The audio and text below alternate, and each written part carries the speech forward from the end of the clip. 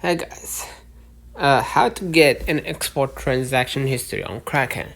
So in order to make this happen, log in your browser, log in on your browser, and hit your avatar icon at the top right or user settings, and then hit right here, documents.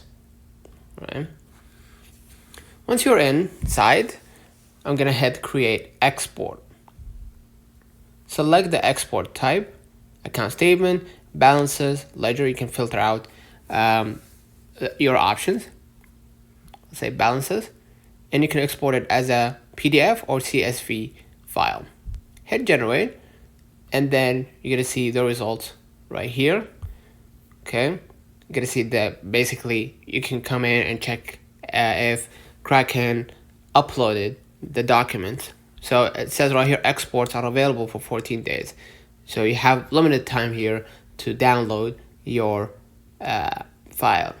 Okay, and you're gonna just hit download after you generate the account statement or after you generate the document, and then hit save. Alright, let me know in the comments if this video helped you.